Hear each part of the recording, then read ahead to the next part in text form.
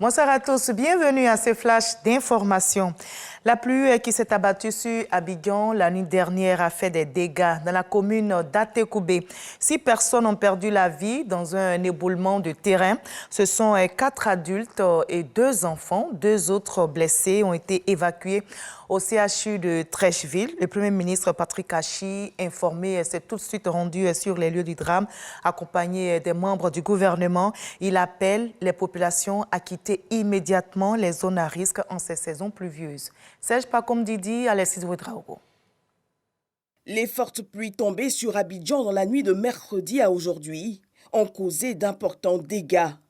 En dépit des appels du gouvernement à libérer les zones à risque, les éboulements ont encore endeuillé. Ce matin, au quartier Mosikro d'Atekoubé, les sapeurs-pompiers sur place annoncent 6 personnes ensevelies. Parmi elles, un couple et leur bébé de moins de 3 mois. C'est sa camarade qui est décédée là. Elle était enceinte même pendant le mois de Ramadan et elle vient d'accoucher il y a à peine 2-3 mois.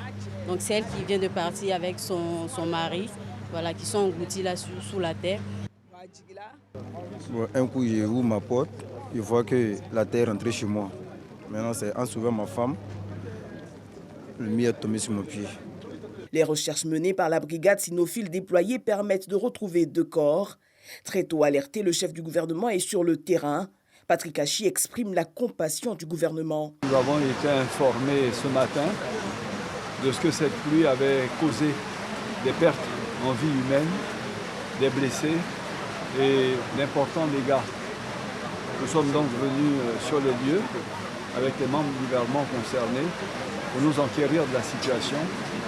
Apparemment, nous aurions 6 disparus. 2 corps, je crois, ont été retrouvés. Quelques blessés qui ont été conduits dans des centres hospitaliers. Mais ce que nous souhaiterions en premier dire, c'est de transmettre aux populations, de la part de son Excellence, Monsieur le Président de la République, toutes nos condoléances pour les familles endeuillées, tous nos sentiments de compassion pour les blessés, nos encouragements. Nous allons bien sûr suivre les soins qui leur sont donnés pour qu'ils reviennent en état normal. L'occasion pour le Premier ministre d'exhorter les populations à quitter au plus vite les zones à risque. Un des objectifs qui nous avaient été assignés par le Président de la République et instructions qui ont été données au ministre technique, c'était que cette année, tout soit mis en œuvre pour que nous ayons 0 décès humain, 0 blessés, 0 dégâts matériels. Et pour cela, les ministres en charge ont identifié 54 sites sensibles qui concernent les communes d'Anyama, d'Abobo, d'Adjamé, d'Atekoubé, de Bingerville, de Cocody, de Port-Boué et de Pougon. Et l'un des sites, donc le site aujourd'hui incriminé, était un de ces sites-là. 2,5 milliards de francs CFA ont été dégagés pour détruire ces sites, pour déplacer ces populations. Et les actions ont été entreprises.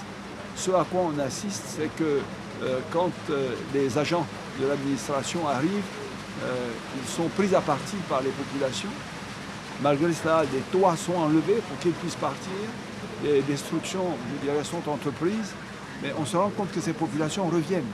Donc c'est le moment, véritablement, au nom du gouvernement, de lancer un appel aux populations pour leur dire que c'est fait dans leur intérêt et qu'il faille véritablement suivre les instructions qui leur sont données pour quitter ces lieux qui sont des lieux à haut risque.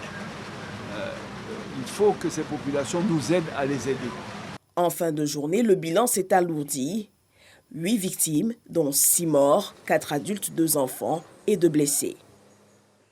Et avant ce drame, le Premier ministre Patrick Achi était à l'ouverture de la première édition du Forum des affaires Afrique de l'Ouest, Union européenne. Plus de 500 entreprises européennes de la sous-région ouest-africaine réunies pendant 2 jours à Abidjan travailleront à renforcer leur coopération en vue de la redynamisation des économies de la région. Le chef du gouvernement ivoirien espère que ce forum instaurera plus qu'un simple partenariat, des relations gagnant-gagnant pour l'Afrique de l'Ouest et l'Union européenne. Au Mali, les Russes sont arrivés à Ménaka. Ils y sont depuis ce mercredi 15 juin. C'est une base que la force française Barkhane a quittée lundi dernier.